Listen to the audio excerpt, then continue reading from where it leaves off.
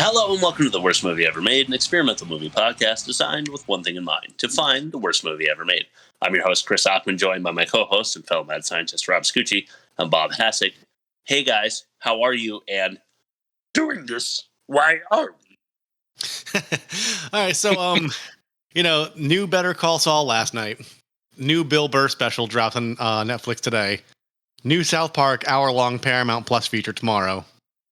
And, I'll catch South Park, but I had to skip the other two things because I had to watch The Phantom Menace. So that's what we're doing. Why we're doing it, I don't know, but maybe Bob has an answer. How I'm doing is I'm working on like a 24-hour migraine right now. And guess what I was doing 24 hours ago? Having a migraine? Watching this movie. Okay. I think that's a good trigger. Yeah, that's a good trigger. I think it did it. So myself. Yeah, I felt like trash since I finished the movie this morning. So yeah. Let's do some bad reviews and just get into it. We've got a lot to talk about. Sure. Charles Taylor at Salon gave it a 50 on Metacritic. Star Wars fans deserve better. Right. Tom Coe of Film.com 30 says it's a complete drag. Okay. Robert Horton, also a 30 from Film.com. Computer technology may be the actual Phantom Menace after all.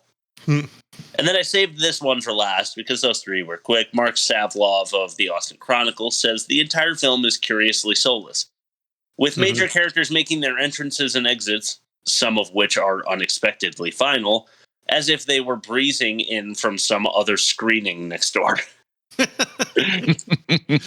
Accurate. YouTube comments, buddy? Yeah, a lot of praise, and I'll get into that when I finish this. Number one, the hype for this movie was more powerful than anyone could have imagined. Not a positive or a negative, but it's a statement for sure. Number two, oh boy, I can sure tell that Jar Jar Binks guy is going to be amazing. So that's pretty good. Because like this comment was made like 3 months ago. So yeah, just knowing that makes it funny. Yeah. This one, maybe you guys can explain to me. It's a quote. So quote, every generation has a legend, end quote. And then it's attributed to Star Wars Episode 1 and 9. It's a joke, I think. But I didn't get it. I don't get it. I also don't. And then I was only 5 when Star Wars premiered in 1977. The original trilogy was a huge part of my childhood. After watching Episode 1 at the theater, I was in shock and couldn't speak. The first words I uttered were, man, the movie sucked. Little did I know that it's nothing compared to the non-canon woke fest from Kathleen Kennedy and the evil empire known as Disney. Okay, fair. Wow. Fair. And then overwhelmingly, there were a lot of comments going... people just like they listen to the tastemakers and the critics and they form their opinion before seeing it. And like, I was 12 when this came out with like limited internet. Like, yeah, I walked out of it going, huh. And yeah, I remember being disappointed because no it was one kind of told me to feel or think that. And I just wanted to throw that out there right now because like it wasn't outside influence. It's like, it just wasn't good to me. Well, let's do this now. I think that the new 3 Star Wars movies from Disney are underrated because the masses seem to think for some reason that they're really horrible. Yeah. They're not as good as the original trilogy. They're not as bad as the 2000s era trilogy, in my opinion. Yeah. It's the redemption. It's they did irreversible damage, I think, with the fools. And it's like, no matter what you do after to redeem yourself, it's just like, well, no, you did that though. So, I think also that there's some element of protecting the original trilogy. Yeah. Like once the idea was out, like the cat was out of the bag with the trilogy in the 2000s, that it's not going to achieve the level of the original 3. Everyone started hating on it, and in a protective kind of way, like, oh my god, the first 3 were so much better. So anything that was going to come out after that, people are like, well, you cannot make a legendary franchise out of this anymore. Yeah. It's like already been made, so let's just hate on whatever comes next. Well, I'll go on record and say I'm completely impartial to Star Wars. Like, I could take it or leave it, and I still feel strongly about the prequels, like, just sucking. as movies. So yeah, they do. Take that information and do with it what you will. Bob, you got any thoughts on this undercurrent of Disney hate that we're kind of?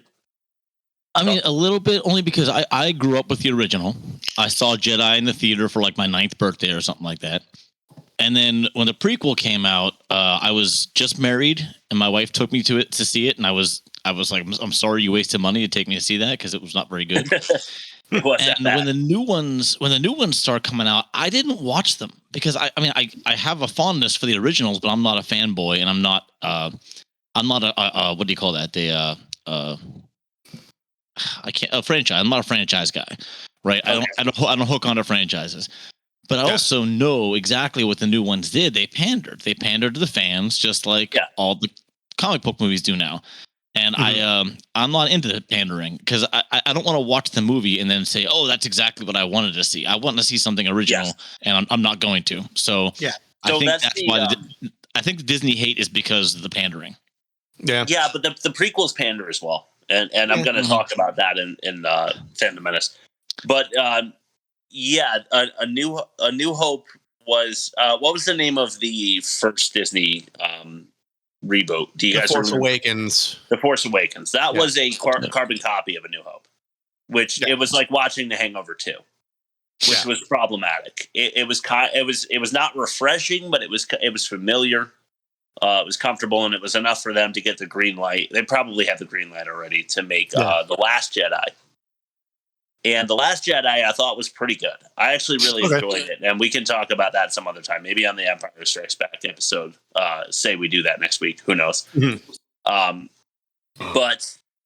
The third one was very disappointing for, spoiler, the Emperor comes back again. It was just like way to ruin everything. I don't know. The second of the three was pretty good, I thought. Anyway, we're going to have to keep it moving unless you guys have anything else you want to add before I jump to test number 1, the worst of its kind. Is this film the best of the worst or the worst of its kind? Okay, speaking of which, The Empire Strikes Back with Mark Hamill. Mm-hmm. Harrison Ford, blah, blah, blah. 94%. Fair. Carrie Fisher. I should throw that name out there too. It's a fun action adventure sci-fi fantasy for kids. It's excellent. Yeah. Rogue One actually was really good too. I have thoughts on that as well. Shout out Kev, our guest on the pod, who wants to come back, by the way, guys. We gotta have him soon. Felicity Jones on that one, 84%. Okay. So notice something here. The competition is pretty stiff so far. Moving on to the next one, Jurassic Park. By the way, I definitely am never selective when choosing these. Jeff Goldblum. That was a 92. Okay. Wow. Thor Ragnarok was another suggestion with Chris Hemsworth. 93. Okay. And The Return of the King with Viggo Mortensen. Oh, wow. That huge cast, 93 as well. Look at these movies they threw at me because they were expecting The Phantom Menace to live up to the hype. And it probably did just about as well as the box office, which might be one of the reasons why I get the suggestions I get. At any rate, The Phantom Menace came in. Let's go with the average first, 91.2. Mm-hmm. What do you guys think The Phantom Menace got on Rotten Tomatoes? I think higher than what I would expect because there's been a lot of retconning and different fan theories that kind of make it more than what it was supposed to be or was. So I bet you it's got like a 45. Yeah, I was thinking in the 40s. I'll go with 50. You guys are on the money. It got a 51. Okay. For a negative 40.2%, and it's the worst of its kind. That's a big score. Big score and deservedly so. So we have that. I've already put it down, so we'll jump to test number 2, the Bob pitch. The worst movie ever made presents the latest in cutting-edge artificial intelligence technology. The Bob pitch.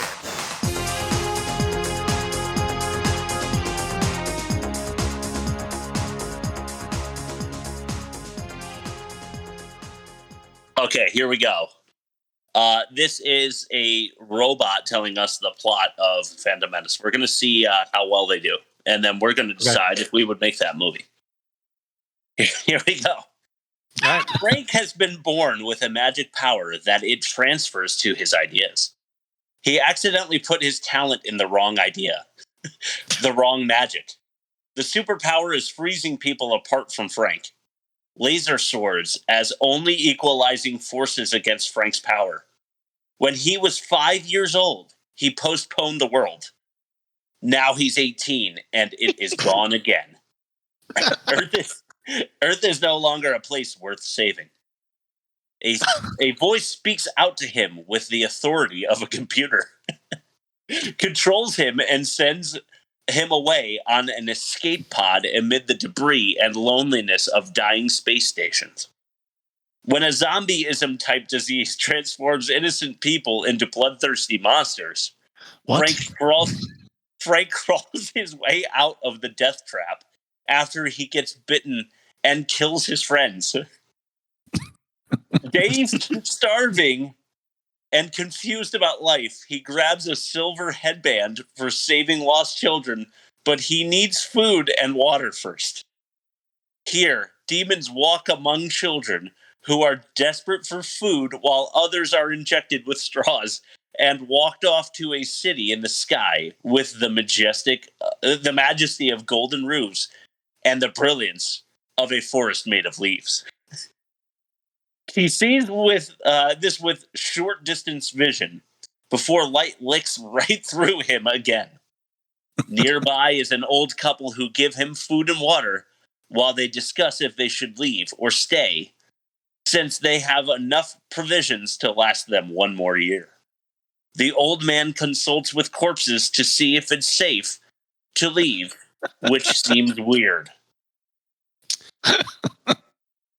Under the condition that we adapt this into a musical biography of Elon Musk, I will make it and give it 3.5 stars. Okay, Bob, that's quite a condition. I'm not sure what I just heard. I swear the bot was fed actual Star Wars keywords. Anyway, well, we did get escape pod. I saw that. Yeah, and I don't think laser swords. Laser swords is actually they said that in the movie, so I put that in there. I'm going to give that a 3-star rating, and I'm not going to make it. Okay, it's out 3 and 3.5, giving it a 3.25. Yeah, but we're. I guess I'm not going to make it either. I'm the tiebreaker. Fair. I had a very specific win condition, so I'm okay with that. I don't know that we can make a feature-length film and not 7 to encompass that entire storyline. So we're not going to make it, though. That's weird. 3.25, but we're not making it. Yeah. All right, we'll see how that stacks up against the bot pitch for Cyborg as we move on to test number 3, the worst dialogue.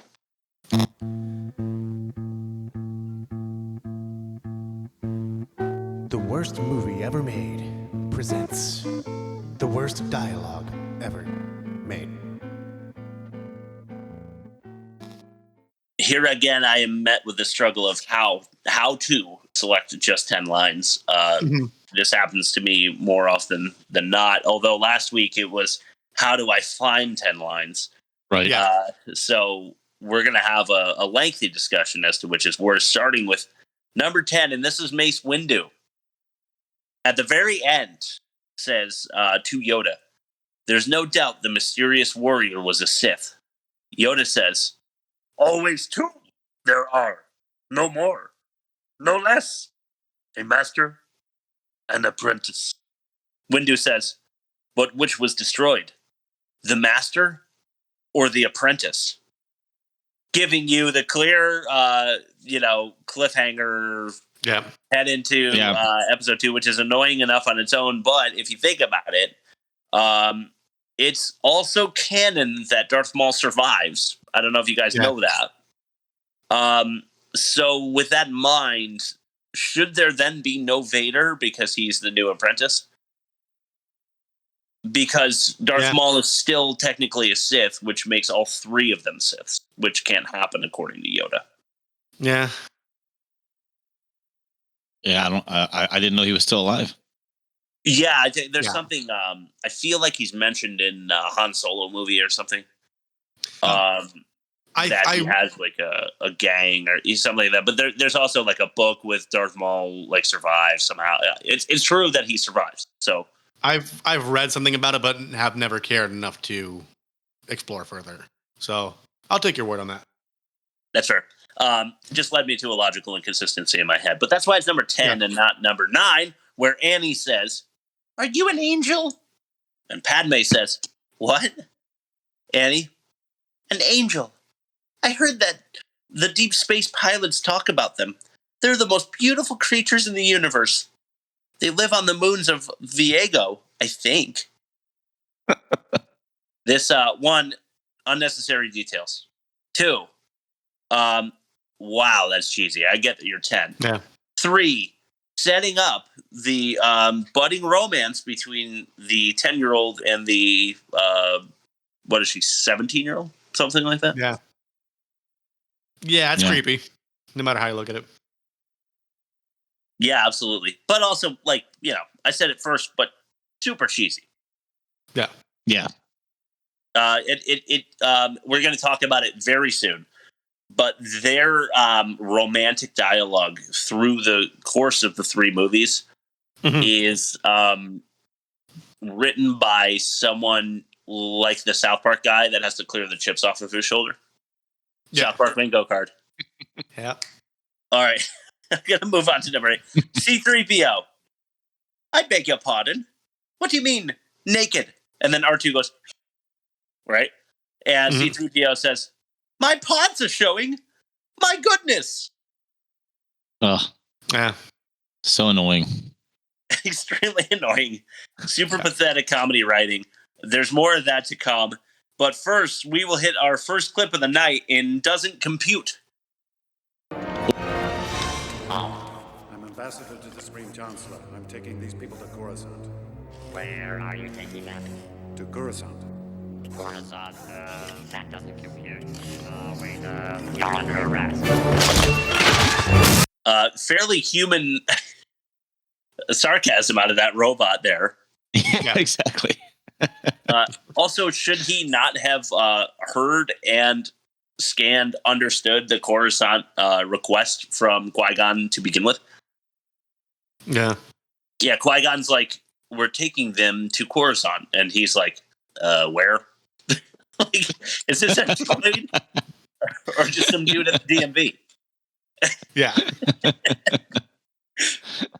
And Liam Neeson, like, annoyed, is like, "To Coruscant."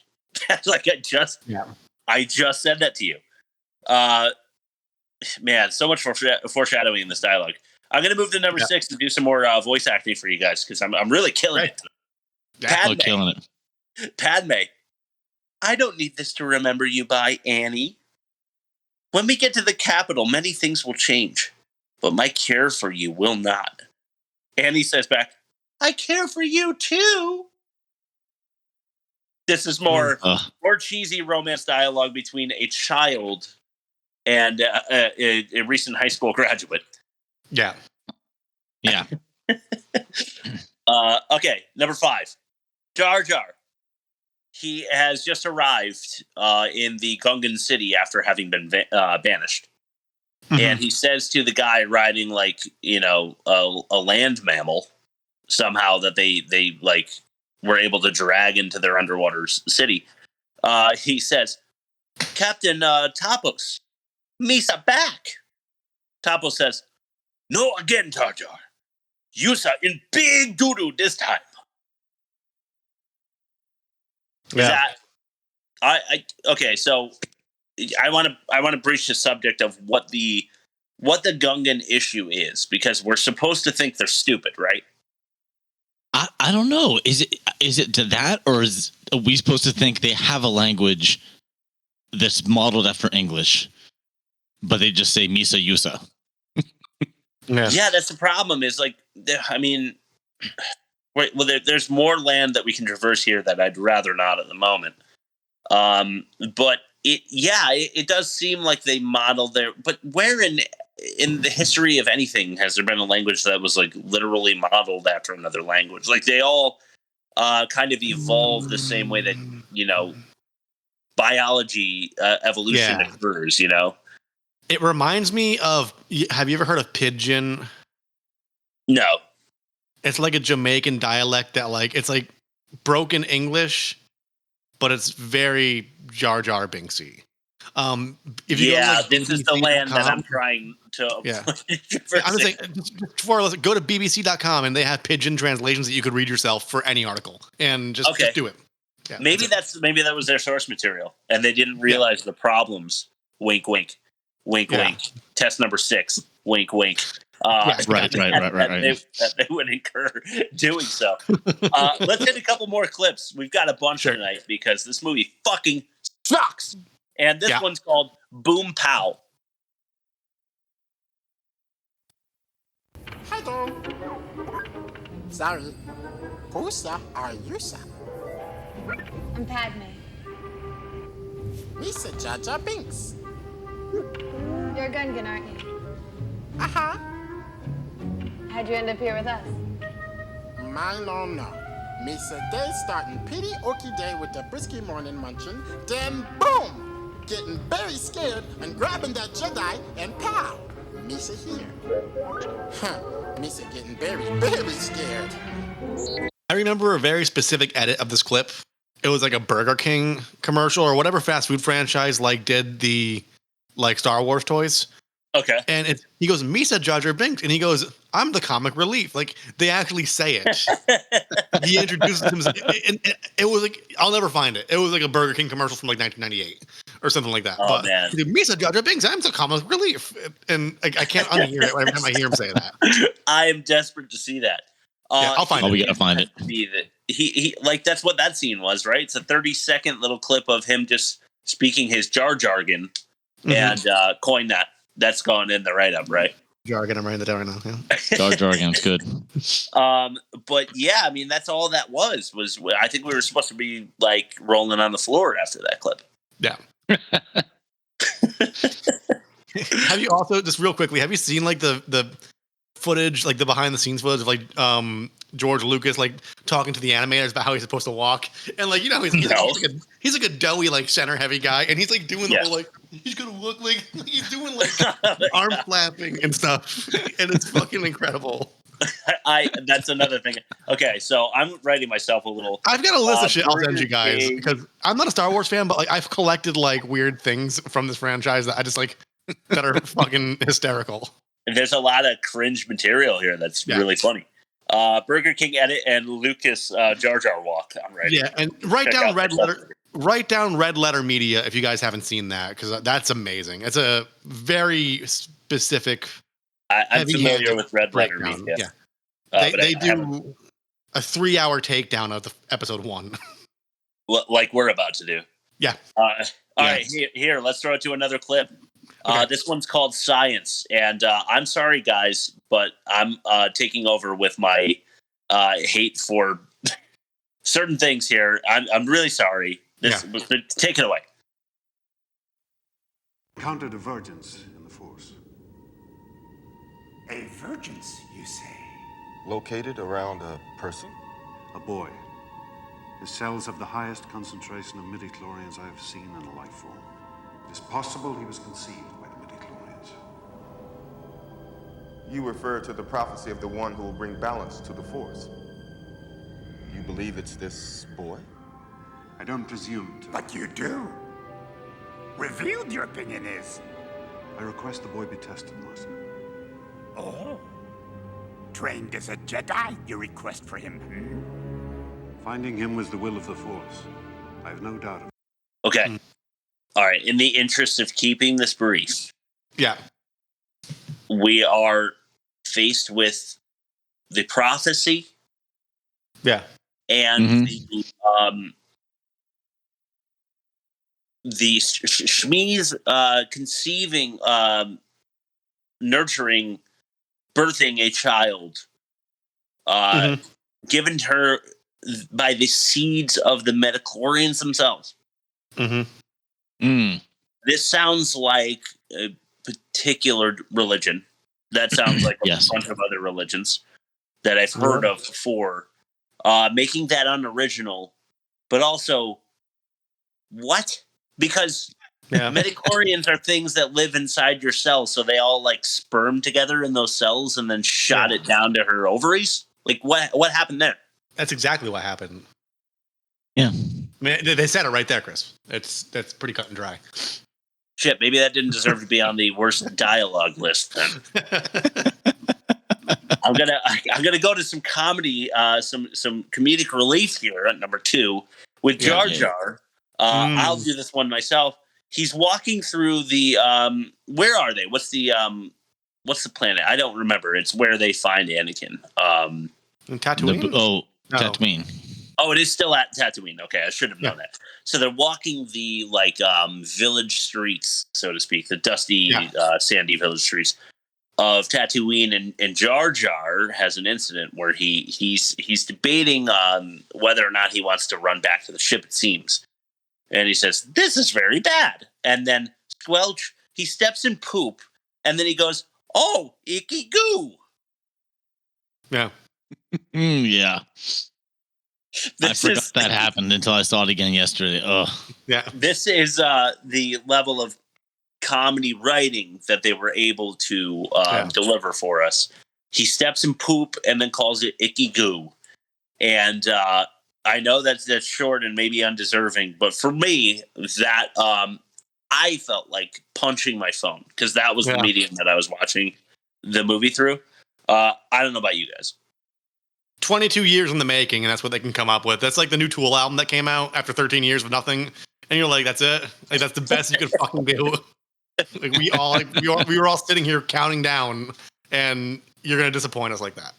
So you're saying like all together the tracks make an icky goo on the new Tool album? Yeah, exactly. All right, hey, I never do the number 1. It's always a clip. So let's hit it with a drum roll. Here we go. I always forget what. There we go.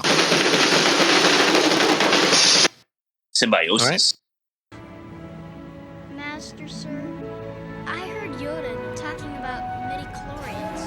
I've been wondering, what are midichlorians? Midichlorians are a microscopic life form that resides within all living cells. They live inside me. Inside your cells, yes. And we are symbionts with them. Symbionts? Life forms living together for mutual advantage. Without the midichlorians, life could not exist, and we would have no knowledge of the Force. They continually speak to us, telling us the will of the Force. When you learn to quiet your mind, you'll hear them speaking to you. I don't understand. With time and training, Annie, you will. You will.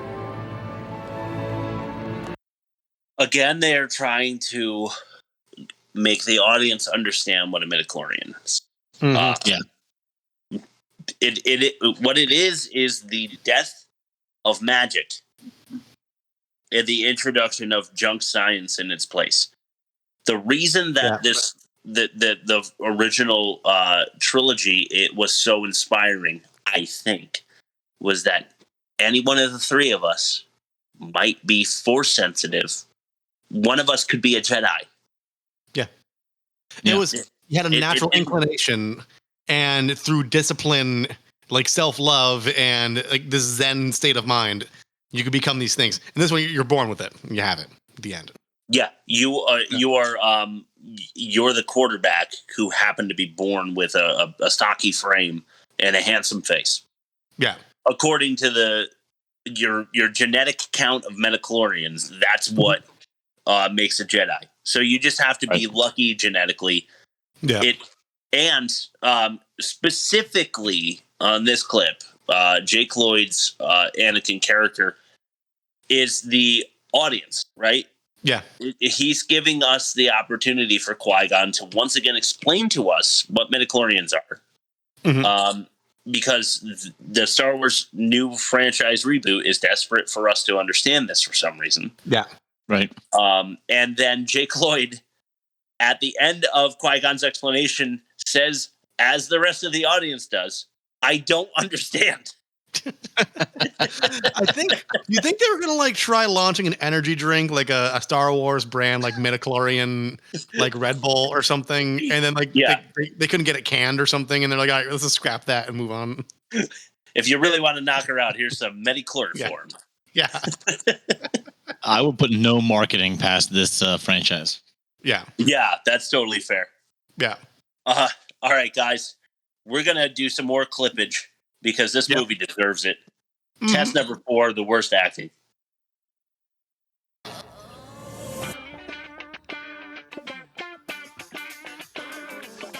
Test number 4, the worst acting. Naturally, we'd use the Catwoman theme for this run. Yeah.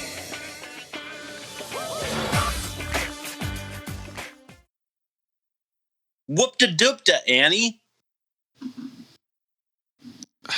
Yep.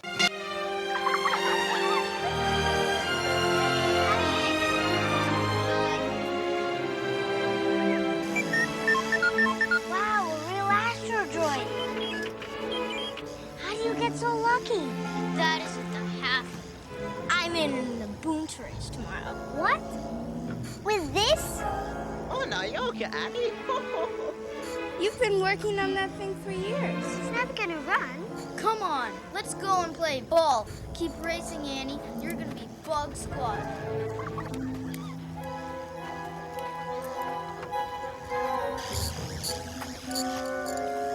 Hey, Jar Jar. Keep away from those energy binders. If your hand gets caught in the beam, it's gonna go numb for hours.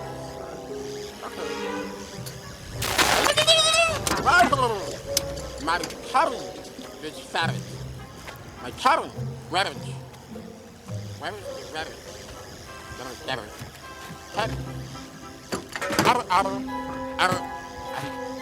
stuck. You know, I find that Jar Jar creature to be a little odd. All right, next clip. Make it stop. Okay, but I warn you, it doesn't get any better. Next one's Queen Amidala. All right, here we go.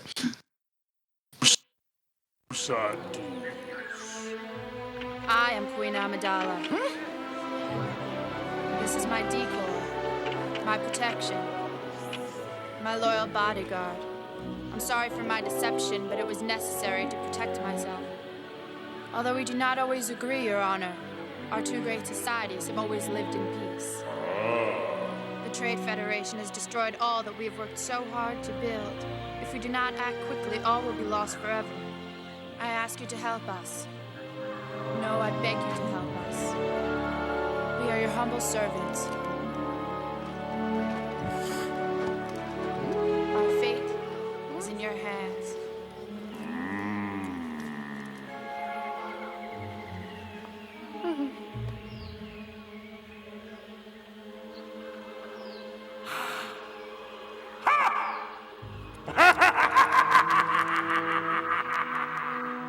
You shall not think you are greater than the Gungans. Me shall like this. Maybe we shall being friends.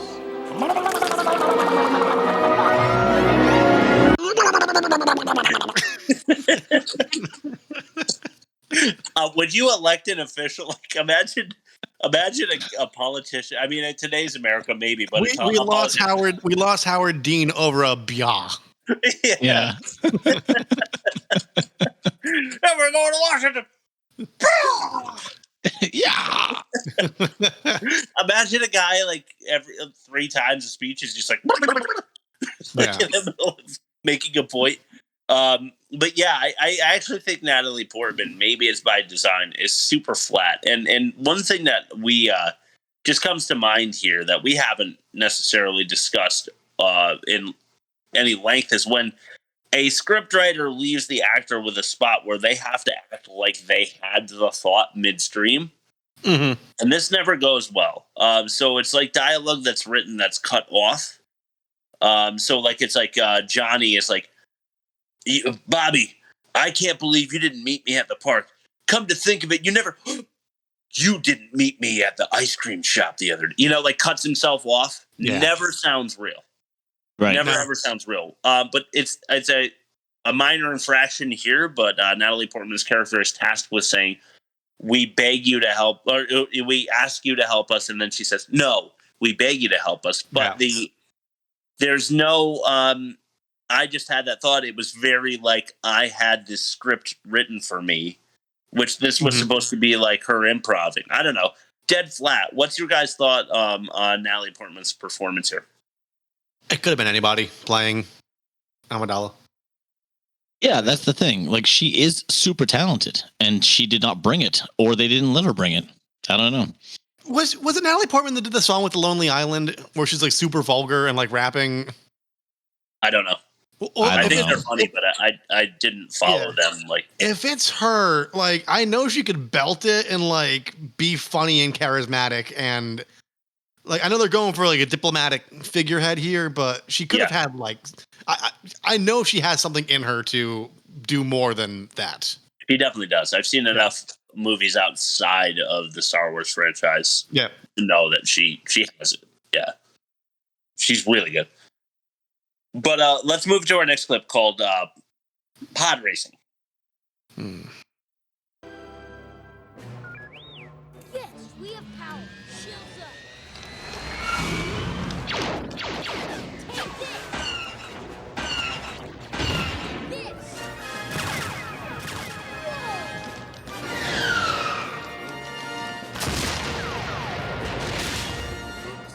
We're losing power. There seems to be a problem with the main reactor. Impossible. Nothing can get through our shield.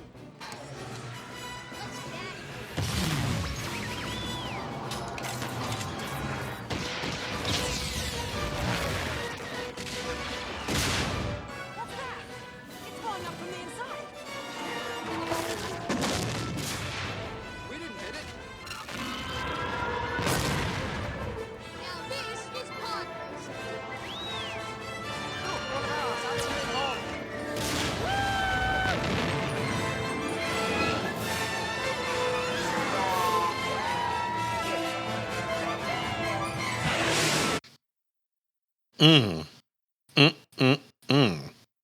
Okay, so his absolute lack of concern for his own survival when escaping the ship that he's inside of that is currently exploding is a problem for me.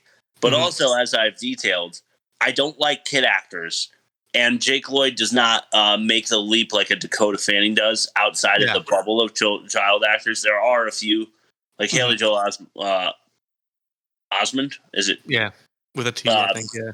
Yeah. In the Sixth Sense, there are kid actors that do a fantastic job. Jake Lloyd is not one of them. Sorry, you're just not. He's terrible in this movie. Terrible. And the fact that he's like, oh, this is pod racing, and then he's like, woo, like he just like kind of ended the war, Not enough. Everybody involved, even R2, just terrible. Yeah. So even R2. So Power Rangers, Saban's Power Rangers. All the action scenes were from a different show that was filmed in Japan, like a live action like fighting show, and all the American scenes, like with the teenagers, were shot on a separate soundstage, and then they voiced it over. They're in the Megazords. They're literally just like probably sitting at my desk with a camera in front of them and like maybe a green screen, and it's way more exciting. Like just whoa, and like just like they're getting rattled and like it's somewhat convincing. Yeah, like 1993 Power Rangers, and like this was like they had like it's got to be tough acting in front of a green screen to a certain extent, but you'd think they'd do better. It is tough to act in front of a green screen when you're a terrible child actor, for sure. Yeah, there have been so many good child actors in every decade. So how did they cast this kid? I just don't understand it. Because he's cute. Nepotism, probably. That's right. He was George Lucas's nephew or something. Yeah. He was in this is not the first movie that we have done as a podcast where Jake Lloyd was featured. Really? Yeah, really. What's the first? Jingle All the Way. Oh shit! You're right. Yeah. Yeah, he is Arnold's son. Yeah. No, you're He is right. also bad in that. He's not. He's that unremarkable. I didn't remember. Right. Right. All right, let's do our last clip for the worst acting. This one's much shorter, guys. So don't worry, we're not going to make you suffer. Let's hit it with "It's Working."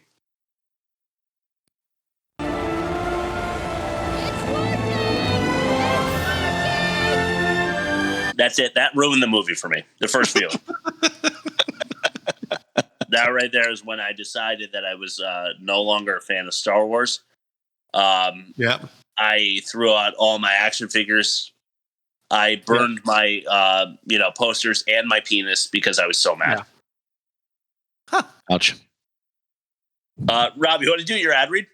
Yeah, speaking of burning penises, today's episode of The Worst Movie Ever Made is brought to you by repeatedly slamming your dick in the car door to distract yourself from the grueling, hellish, tedious, Gordian knot of a ramshackle affair that you call life. Is school a bummer? Pulverize your penis. Work got you down? Thrash your tootle. Does your weekly passion project have you earmarking time to watch The Phantom Menace instead of the new Better Call Saul and South Park feature on Paramount Plus? Then drag your ding-dong straight to the Cutlass Sierra and start bashing your bits and balls. Bonus points if you get the tip caught in the locking mechanism, smashing your dick in the car door, because at this point you're just begging for it. Wow. How about that? Serendipity, right? I'm totally sold. Serendicity. Yes. I'm writing that one down for the write-up too. Serendicity. All right. Moving on to test number 5. Bob, why don't you take it away with the worst production?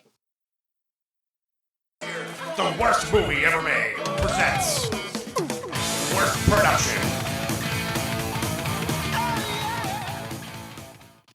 Oh yeah. So, the original Star Wars trilogy was science fiction. It was geared towards people, not necessarily adults. Definitely wasn't just for kids. But the characters were simple. They were understandable from any angle. Like if you were an adult, a child, whatever, there was no pandering going on. Mm-hmm. Yes. This is like 2 movies side by side running parallel through the entire storyline. Yeah. A kid's movie on one side and a 2 adult of a movie on the other side. This is brilliant. Right. So we have political overtones, right? Like trade federation, voting, senators, all that kind of shit, where not a single kid's gonna latch on. But they don't have enough time because of the 2 movies to develop it. I'm sorry. Go ahead.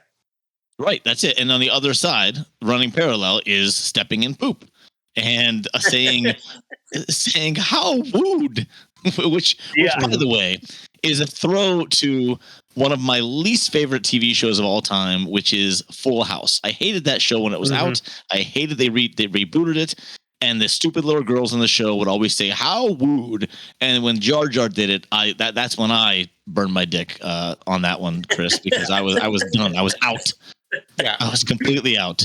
So yeah, lines for the kiddos, science fiction language for the adults. It felt like 2 completely separate movies running side by side. So my phrase to tag this was: is this a kid's movie or a Star Wars movie? Okay, beautiful. All right, let me throw that in. Oh, man, that I hadn't had that thought. And okay, is it a kid's movie or a Star Wars movie? Yeah. Yeah, because I always thought of the original trilogy. It was like, I always thought of it as like a space opera for kids. Like I always thought like it wasn't intentionally geared for kids, but like it was like one of those things you could bring the whole family. Yeah, and there's like you had like the wry sarcasm from like Harrison Ford, but you had like the Ewoks. And there's very little dark imagery that a kid couldn't deal with. Yeah, and it's like the cartoons. I like Rocko's Modern Life. I could watch that with Bowie. She could laugh at Heifer and Filbert falling down. but I can laugh at the shit that's way over my daughter's head. And Yeah, we can both sit down and enjoy the same thing for different reasons. And they did the worst job possible here. Yeah. The closest they got to slapstick in the originals were C-3PO and R2-D2 being like the Laurel and Hardy of the series. But it was well written and well executed. Yeah. Right, and they were part of the story. They weren't like dropped in. Yeah. Right. They weren't completely insignificant otherwise. Yeah. Right. Man, that Bob, you blew my mind there. Thank you for that. Yeah. Throwing it to test number 6, the most offensive. I'm ready for this. Damn it! I am tired of being Santa Claus! You get your together and you get your ass in the damn car. We're going. Now, damn it! Okay. Rob, my son played Death Grips on the way to the dentist this morning. Fuck yeah. We had it going in the car the whole way. Motherfucker! All right, guys. I would like to just say that this is the movie, not me. Okay, these are the through lines that I saw that were offensive about the movie. This is not me saying these things. You're just a guy asking questions. I'm a guy asking questions. We'll miss you, Chris. Starting with Asian aliens. Yep. Yep. Jar Jar is a black guy, right? I think Jamaican. I think that's what they're trying. This is what I was talking about. This is very fucked up stuff. I hate to do this. Despicable romance. We're experiencing pedophilia as well. Yeah. Yes. Which was their choice. Yeah. It was a different time, Chris. In the future or past, I don't fucking know. It was a long time ago and a far away. Okay. Well put. Okay. This one's a little lighter. Anakin's mom's name is Shmi. Yep. Why? I don't know. Why? Why is her name Shmi? Is she Hook's best friend? Trying to convince him not to kill himself all the time? Yeah. Why Shmi? Shmi. Obviously, I've already said, but I can't go without including it. Most offensive. Metachlorians ruined Star Wars. It really fucking did, because like the Force was this. It was a cool thing. The Force was cool. Thing. Yeah. I want to cry. Yeah. All right. I've got one more, but it comes in the form of a 10-second clip called Space Camel.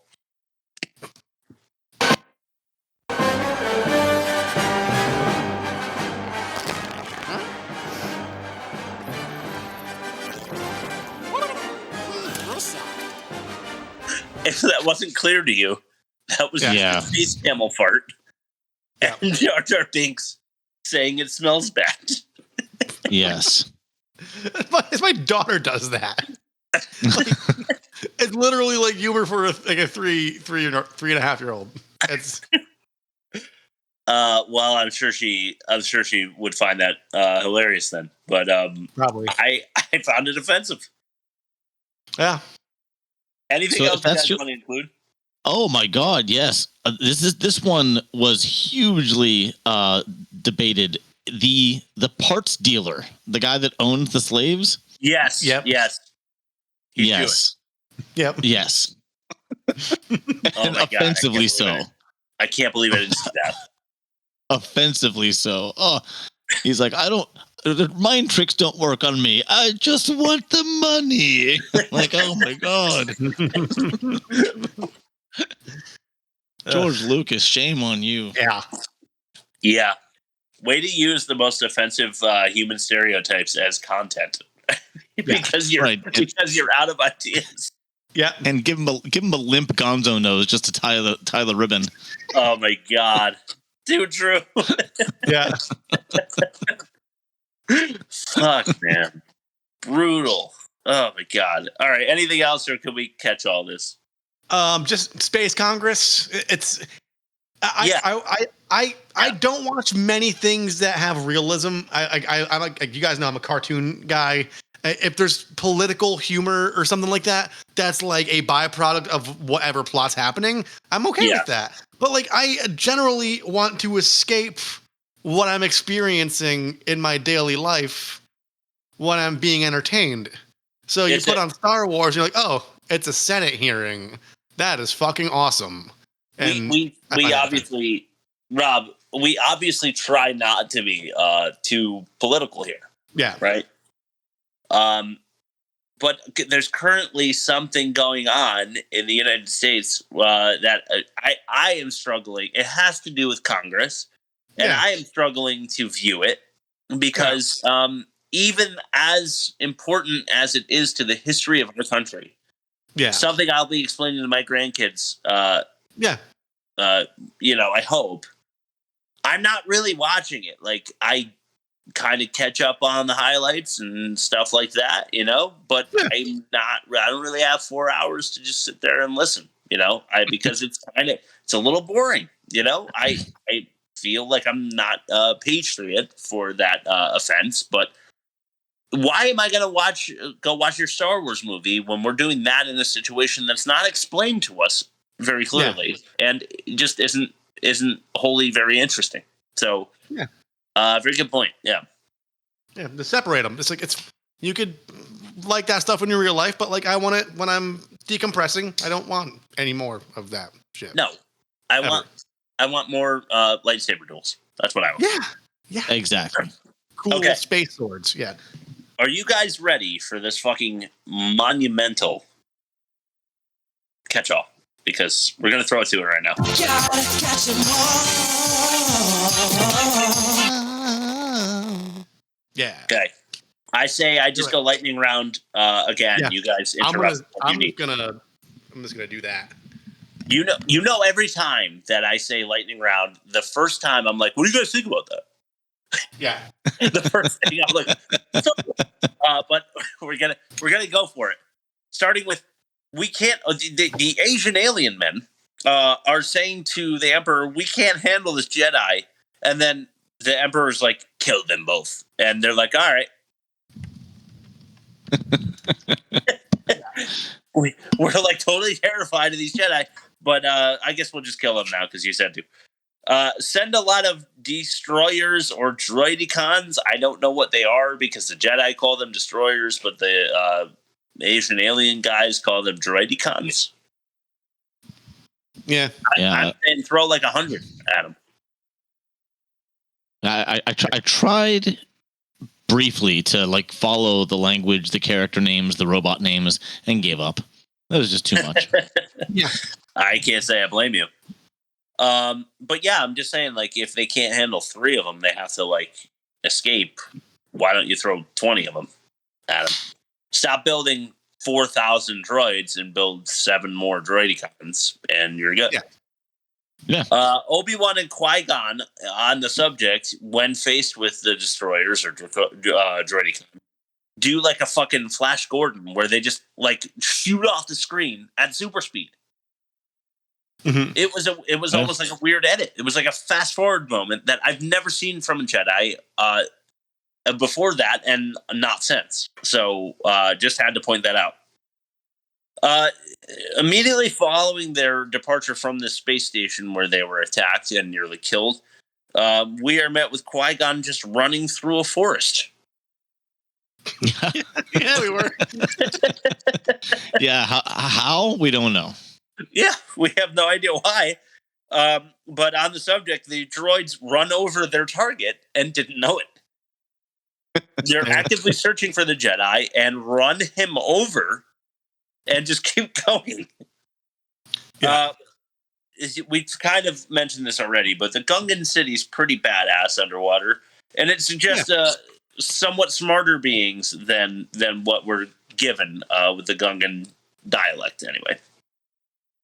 Yeah. And I mentioned this too, but the Topos or whatever his name is, the captain that interacts with Jar Jar to begin with is definitely riding a land mammal in the underwater city, and I'm wondering what kind of torturous dragging underwater scene you had to, perform to get that thing in there. I don't want to speculate. The core of the planet is a deep ocean. Doesn't that violate physics? I believe so. Yeah, for a planet with water, yeah. Yeah, it should not. Your planet should have almost no gravity if it doesn't have a solid metal core. Yeah, like something magnetic. For exactly to kind of pull everything. Yeah, I mean, mass attracts mass, so if you have a planet, it's going to pull things down. But you need the really heavy elements in the center for it to be as strong as Earth's gravity, which is what we're experiencing on Naboo. I have one more thing about the core, unless you do. Please. The whole reason Qui-Gon took Jar Jar was to someone to navigate through the core, and then all Jar Jar says the whole time is, "How do you know where you're going?" He doesn't help at all. He does. No, it was a ruse. Yeah, that's how he stays alive and becomes the Sith Lord that he is. Oh my God, I fucking hate that theory. Go on. Yeah, right. The droids are really stupid. We kind of said this already because they ran over Qui-Gon. But why are droids stupid if they are computers? And furthermore, with the where are you going? Here comes some human sarcasm. But also, why make them with human hand compatible weapons? Yeah. Yeah. Yeah, just make their arms guns. Right. Or one arm a gun. That is a very good point. Or their face, arms, shoulders, and feet. Everything. Make everything a gun. They'd be unstoppable. Yeah, just be that way, when Queen Amidala's little crew kills, quote unquote, the droids, they can't take the weapons and then have more weapons. Yes. I love this one. Padme's double, who is posing as the queen, is in the ship with Padme and the rest. They're all friendlies in the ship, right? Everybody knows each other. They know the jig.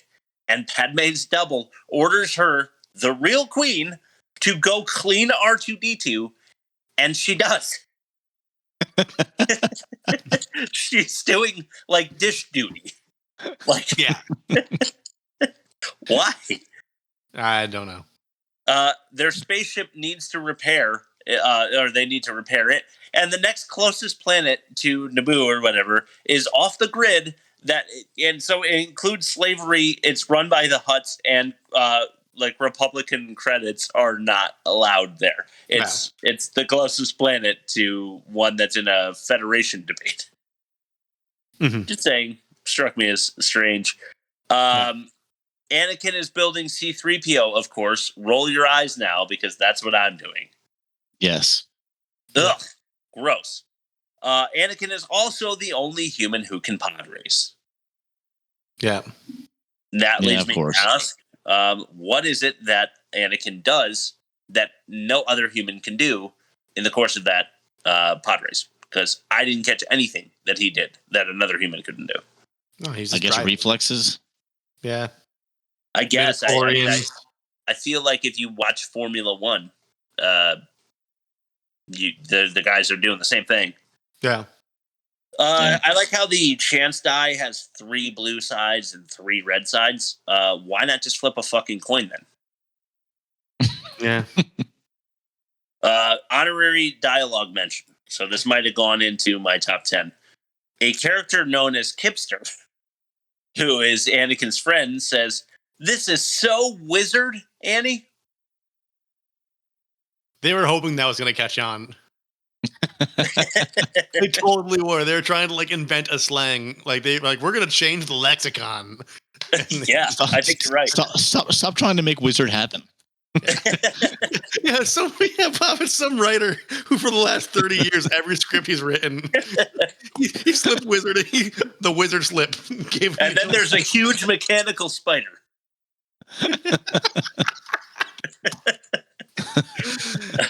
Okay. Good stuff. Hey, is that Greg Proops from Whose Line Is It Anyway?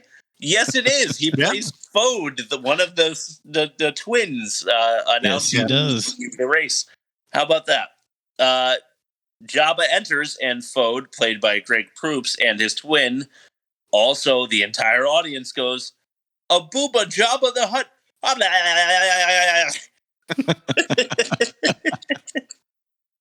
Awesome. The entire pod race is a trope. Oh yeah, I've seen that race a million times. Why are sand people allowed to fire on the race? It's the Wild West. I guess so. He's never catching up after that late start. Never ever.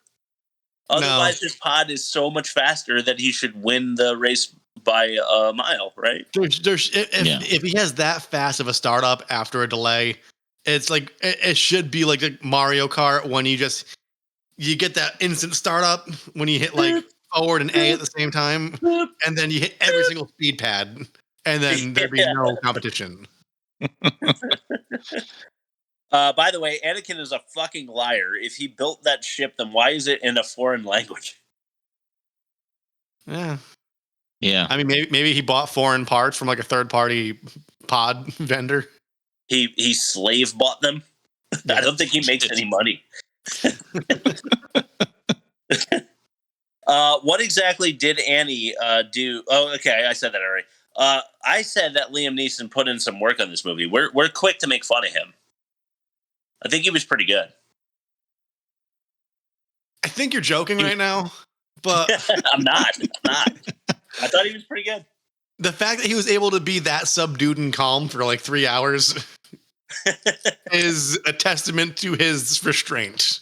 Yes, definitely. Bob, what were you going to say? No, nothing. All right.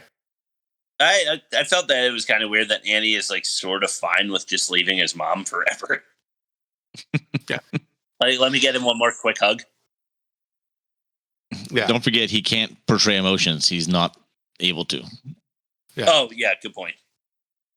That's a good point. Why is Qui-Gon... Here we're faced with another Qui-Gon running for no reason scene when he's running to the ship and away from a pleading Anakin just before Darth Maul surprise attacks them in the desert.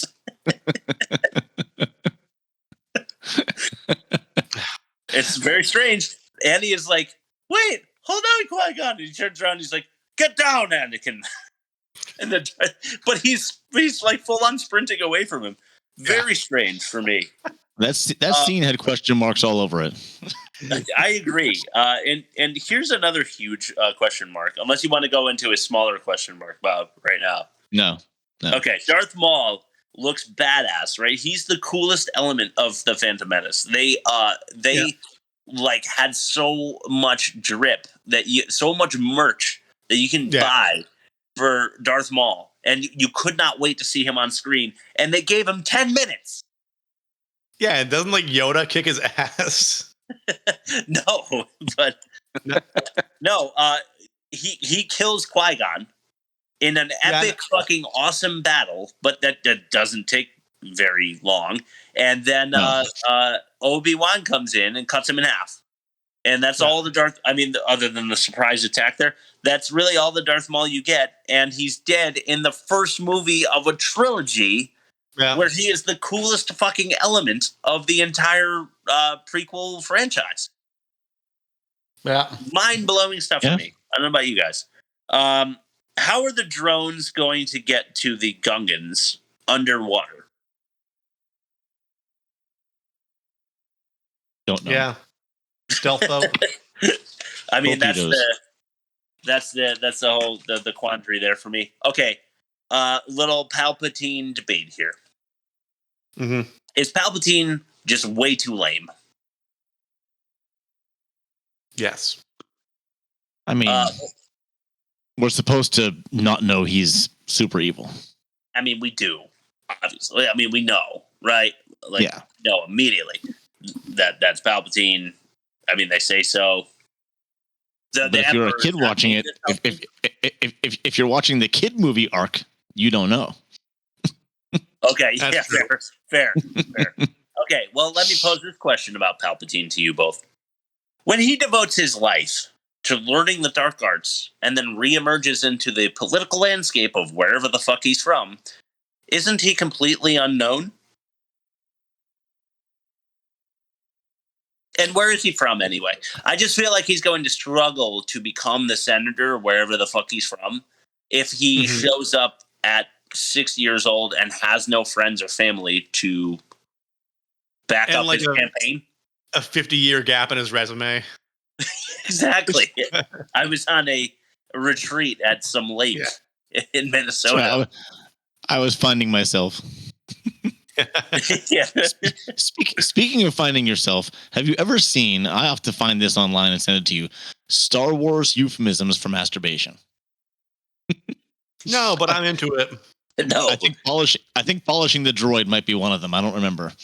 But my favorite one was lightsaber practice with Han Solo. That's a good one. That's really clever. Oh, man. Anyway. No, sorry. I'm going to have to look that up, too. I got to jot that down with the Burger King thing. Okay. Padme Amidala say no commission. They do not want the Supreme Chancellor to form a commission to go check out what's happening on Naboo. Instead, her plan is to, because that's not fast enough, remove the Chancellor, select nominees, endure a campaign, and then hopefully use the Chancellor Palpatine, who could possibly win, to end the war after. What takes longer, the commission or the entire campaign cycle for 3 different nominees who they have to choose? Oh, yeah. No. And then hope with your 3-sided chance, red, green, and blue die, that it happens to be Palpatine. Yeah. I imagine he Jedi mind tricked everybody to make it go way faster. Yeah. Yes. Well, Sith mind tricked. Yeah.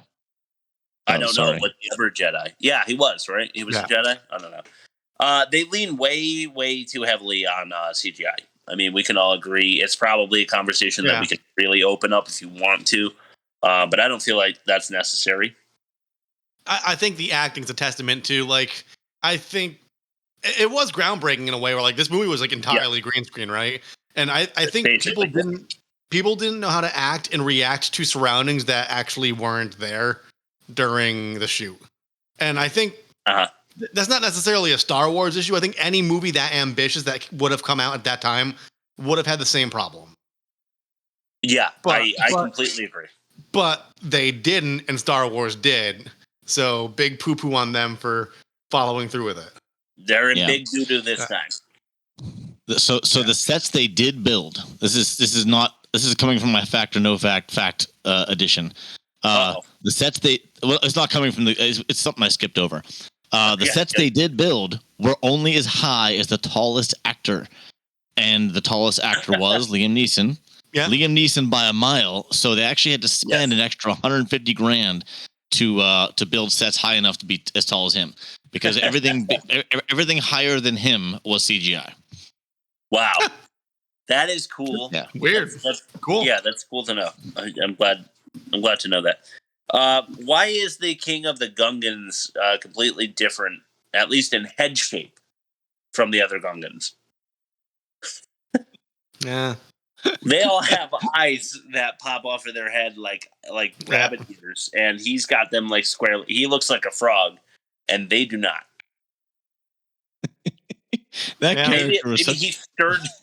Maybe he stirred them into his gelatinous head over time by going. That character was such a stooge. He reminded me of like the George W. Bush. Like, I would never want him to rule my country, but man, he's fun to be around.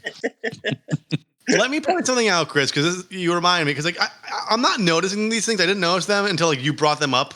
And I was reading something just to prepare for this, like which I normally don't do, but I wanted like some information. The original trilogy, they had like a fire land, a wind land, like a earth, like like an earth land, a snow land. They had like the 4 elements basically. And it's like you understood the set. I'm sure I botched that because I haven't seen them in forever. But like you had like a certain set that you understood, and because you're like, oh, white, snow, danger. You're like, you know danger in the back of your mind, and you're able to focus on the dialogue and what's happening in front of you. Whereas all the sets are so different in episode 1 that there's so much going on in so many different frames per second that like you're trying to immerse yourself in the story, and I missed out on like the fucking like top of the head thing because it's just too much. There's too much fucking shit going on. It's constantly. Sensory overload. It's overstimulating, and like our generation is like we're good at like getting a lot of information bombarded at us, but like there's little things you've been pointing out throughout this episode. I'm like, oh yeah, you're right. Like that doesn't make sense because I was focusing on like Anakin, or I was focusing on Liam Neeson's like weird ponytail. Well, I as I said, this was deeply disturbing for me. I have a personal story that I may or may not get into. If you want to know, email us. Or I might just rant later. We'll see. Hey, I love you, Samuel L. Jackson, but we don't need you. We don't need you in this movie. Yeah. The star power is actually jarring for me. Yeah. It could have been any other actor of his quality and renown that would have done the same thing to me. Like I feel like everyone else is relative. I feel like Liam Neeson might be the biggest name because Natalie Portman still isn't there. Ewan McGregor isn't there. Aiden Christensen isn't there. Samuel L. Jackson is like a huge deal, and there he is sitting on this Jedi Council all of a sudden, and I'm like, nah, like he's so many other characters that mean something to me. He shouldn't be here. Yeah. That's how I felt. Yeah. I like that the sacred Gungan place is an ancient Mayan ruin. Mm-hmm. Now there's 20,000 Gungans. Yeah. Padme's sneaky team going through the city is so fucking obvious that it's funny. R2 just happens to get sucked up into Anakin's ship. Yeah. Ugh. Jar Jar, the combat general. Ha ha ha. Mm-hmm. It's a good thing that Gungans use goop balls as weapons because they happen to be fighting a droid army. Thank God for that weaponry set. Mm-hmm. We'll handle this trope where the Jedi are going to face the Sith alone instead of all 70 of you attacking the Sith at once and killing him. Yeah. Problem solved. Amazing score, amazing saber fight. Maybe the best of all the Star Wars. I don't know. Mm-hmm. What do you guys think? No, like I lightsabers are always cool. Yeah, like, even you get, like, always the slightest modicum of like rudimentary choreography, it's still going to be cool because they're all like it's awesome. I love this. Is sure. And I completely agree. I feel like the first 3, they actually suffer a bit because of the choreography in later movies. When you go back and watch them, it's kind of a lame sort of, like they're not even at like fencing level swordplay. It's a very basic tap, tap, tap kind of lightsaber duel. Yeah. So this one between Qui-Gon and Darth Maul mostly, but with Obi-Wan involved as well, is 3 actors that can move. Liam Neeson's still mobile, and maybe it's a body double the whole time, but they actually learn sequences that look fucking cool, whoever it is. And there's an amazing John Williams score in the background.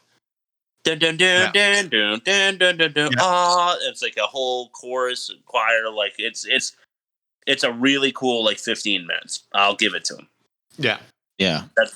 What got me was at the very beginning, for the first time in any of the movies, they were using lightsabers for something other than fighting. Like he stuck it in the door and was like melting the door. I'm like, this is awesome.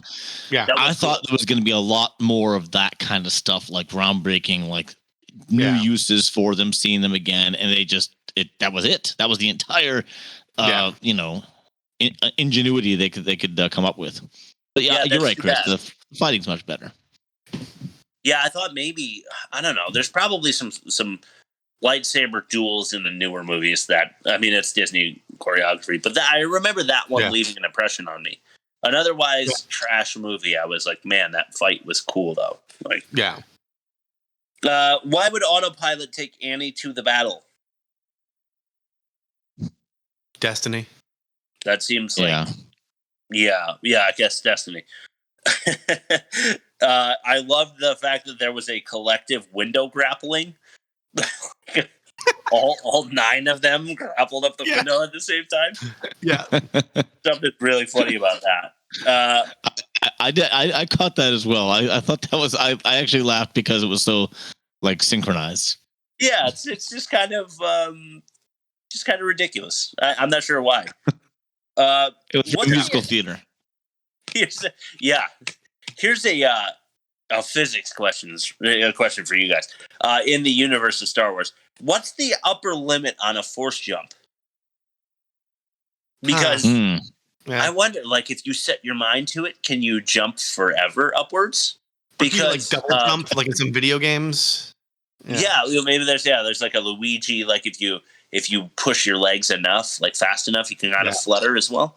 Because Obi-Wan falls like 30 feet maybe, and like smacks his shoulder on like the floor of the next like level down on this like cool scene that they painted for us. Anyway, the point is he gets up uninjured, by the way, and then leaps all the way back up those 30 feet with his lightsaber, and then runs after the attacker again. And I'm just wondering, was that the absolute limit on how high you can jump as a Jedi? I don't know. Yeah. Not and can you double jump? That's the important question. Yeah. I do want to know. We've gotten about the double jump. Maybe you unlock it when you become a master Jedi and not a Padawan. That's right. Yeah. Jar Jar lands on his nuts. That's super hilarious. Oh my god, yeah. The Gungan Peace Treaty electricity ball thing. What's that? No explanation needed. It looks so cool. Like when you put your hands against it, little like lightning beams go to your fingers. That's what it was. The Gungans are so like mesmerized by this stupid technology that we had in 1974 that they are willing to cement a peace treaty on the basis of this minor technology. Yeah. I guess just entertain them with this. Rob, I think we should just not do the shitcoin. Let's do it next week. Yeah. It ain't going anywhere. We got the screenshots. We're going to do it next week, guys. Sorry. We're running long, I think, and we still have a couple segments to go. We're like an hour 20 right now. If that. Oh, okay. That sounds better. Yeah. Okay. I just don't want to wear the listener out. That's all. I'm thinking of you guys at home. Yeah. We don't want to go 2 hours and 15 minutes on content that is the Phantom Menace, because that's what they did to us, and that's why we're pissed. So we'll throw it to the fact or no fact right now.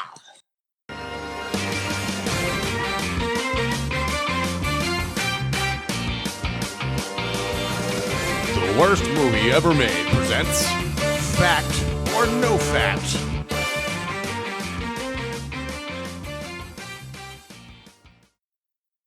I can't wait to lose again. Let's do it.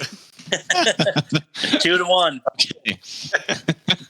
All right. So the fact or no fact this week, I was stuck between two names, both surrounding Jar Jar Binks. It was either Jar Jar Stinks, which is juvenile like this movie, or Jar Wars. I like Jar Wars better. Anyway. Yeah. Okay. that one's for the adults. That was exactly. Now you're thinking the way I was thinking. Okay. Yeah. All right. So the five bits of information. One of them is real. The other 4 have been made up for your entertainment. Okay. So starting with George Lucas took no salary for directing this movie. Okay. That's the first one. Second one. Jar Jar character was modeled after a young Jerry Lewis.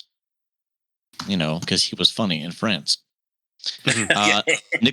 Nicolas Cage. Nicolas Cage was cast as Qui-Gon, but he did the Scorsese movie Bringing Out the Dead instead. Ahmed Best, who played Jar Jar, sued the studio for defamation of character. All right, because people hated him. And lastly, Mark Hamill's grandkids well, two of them, played two of those young friends of Anakin in that pod race scene. Okay. I've got so did George Lucas do it for free? Did Jar Jar, Jerry Lewis, Nick Cage cast, suit for defamation, or Mark Hamill's grandkids? Rob? That's tough. Okay, so I don't know what year Bringing Out the Dead came out. I thought that was like 97. It was 99. It was 99? That is a great movie. You know what? If he did, which I don't think that's the truth, but if he did, good for him, because Bringing Out the Dead's a great fucking movie. It is. Jar Jar Mile after young Jerry Lewis. I mean, like, I like the old Jerry Lewis flicks, like Errand Boy. That's a great movie. I don't see the resemblance, so I'm gonna rule that out. I'm gonna rule out Nicolas Cage.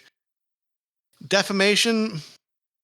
I mean, unless the studio actually defamed him, like you can't like star in a role, get made fun of by millions of people potentially, and blame that on the studio. You're the one that took the role. So if he sued, it wouldn't have been successful. But I don't think so.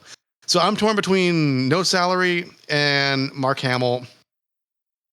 I'm going to say George Lucas took no salary because, I mean, he could have taken a shitload of equity or something. So, or like stock options, or like just because you're not taking a salary for the job you're working on, if there's other residuals you could take in that's worth more money, then why would you take the salary? It's easier to write off the other shit because it's like passive income. So I'll do number one. George Lucas took no salary for directing. I'm glad you did that.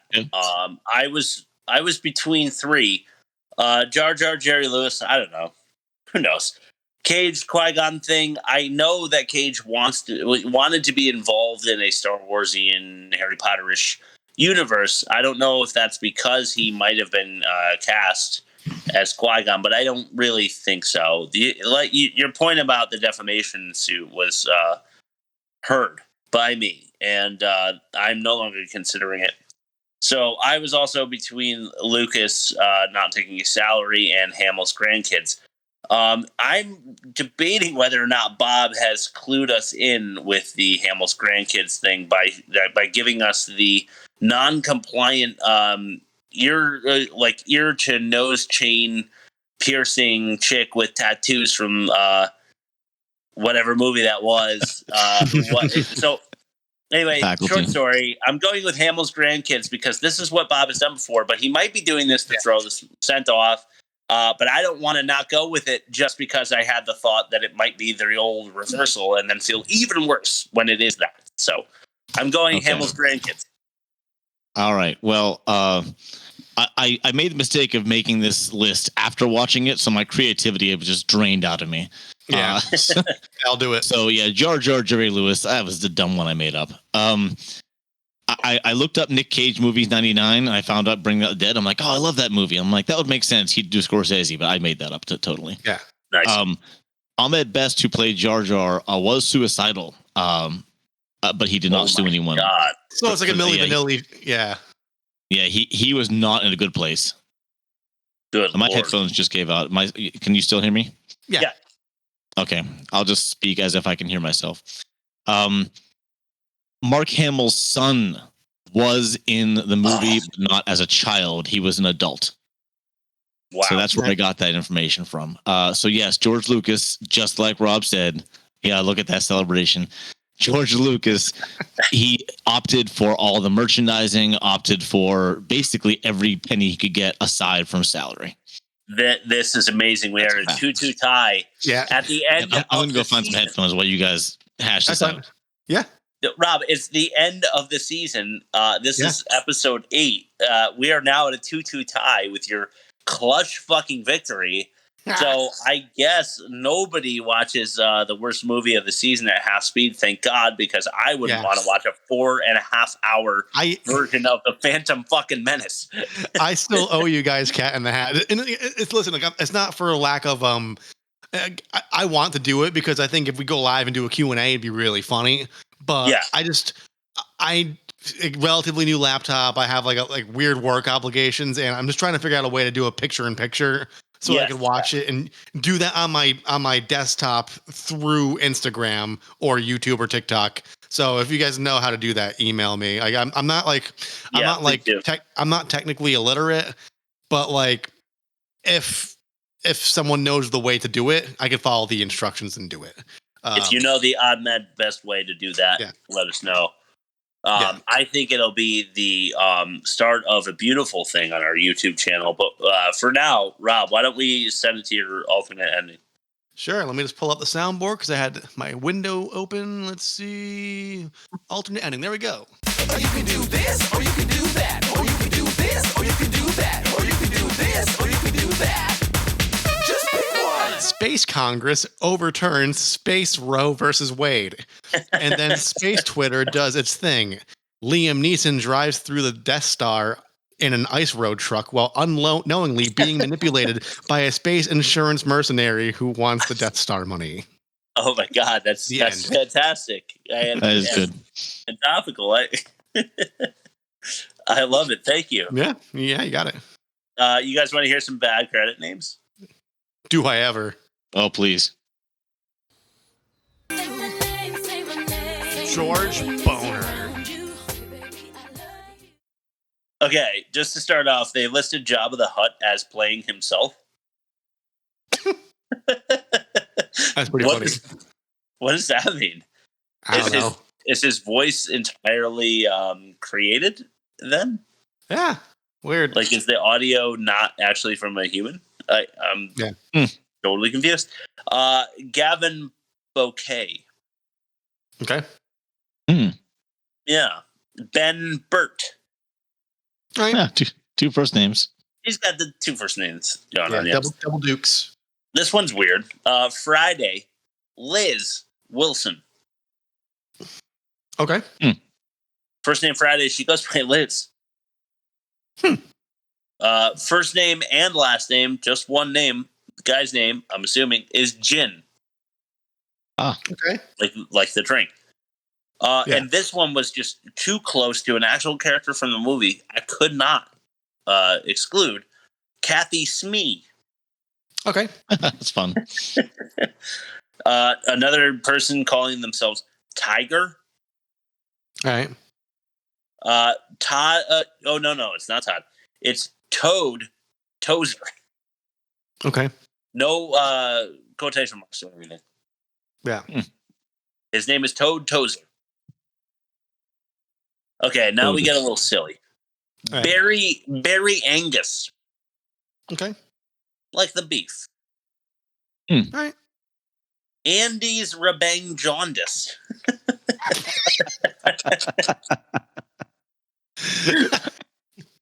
That's the best one.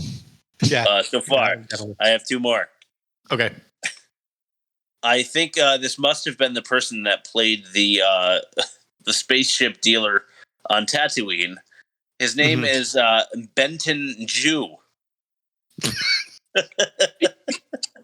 Literally, his last name is Jew. Yeah. And then the clear, obvious winner, because I am a moral degenerate, Ellen Poon. Yep. That's the clincher right there. How many Poons have we had in this show? I think Like that's 30. the third Poon. Yeah. I think we've got 3 Poons. Good for us. We must be very popular if we've got 3 Poons. Yes. It's a Poon boon. All right, let's compare the movies. We'll play our little mini game and we'll go home. Now that we're probably running long. Cyborg versus the Phantom Menace. Starting with the worst of its kind. Cyborg was negative 22.4 and the worst of its kind. However, it was walloped by the Phantom Menace at a negative 40.2% and also worst of its kind. Here's where it gets a little confusing, I suppose. I guess the result is obvious. Bob and Rob both would make it and a 3-star for Cyborg.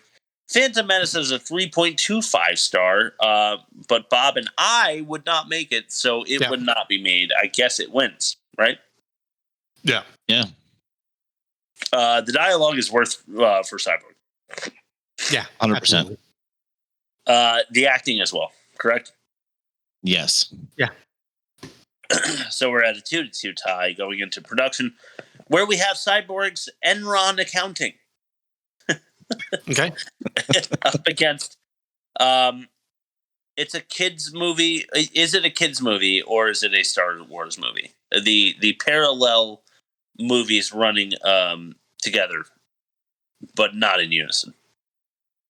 I think that's worse. I think the parallel's worse because at least in Cyborg, there's no confusion as to what you're watching. You know it's bad.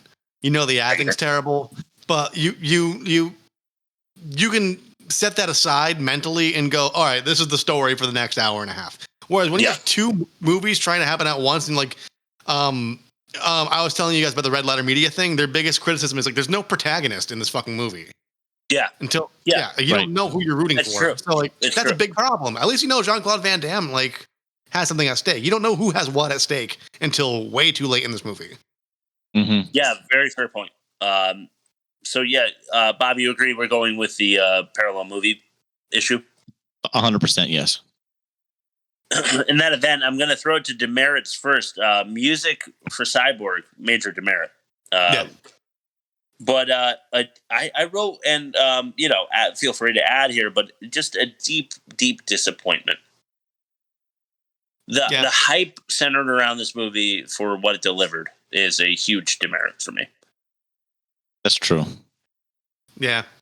No, anything that's hyped up that long just it never lives up to it. Like I said, Tool's No, it's album. never going to.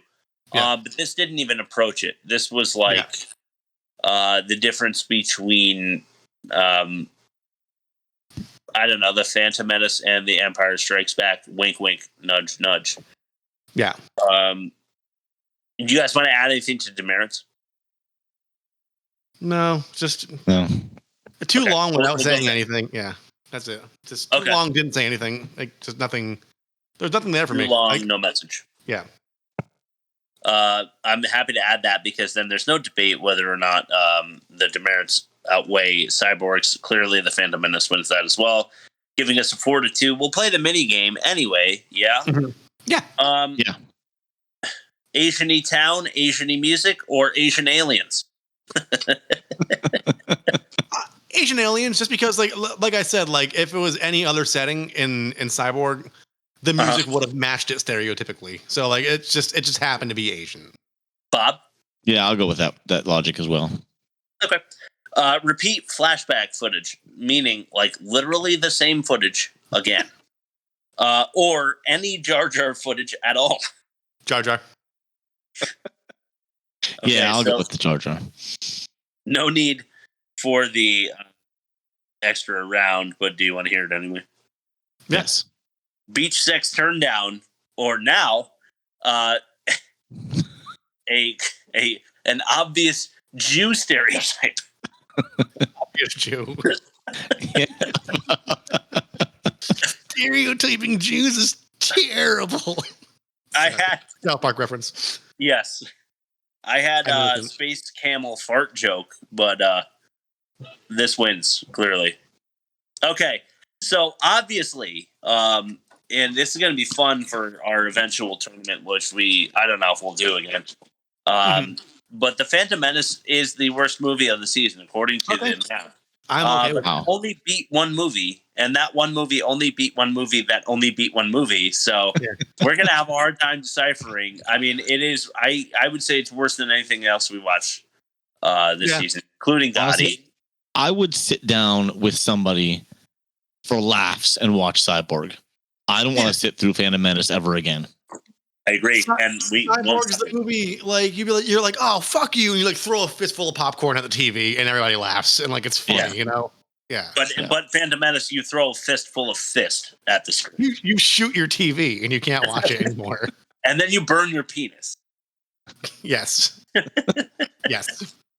All right. That's it. Why don't we refer them to our media and let Bob say something before we cut us off?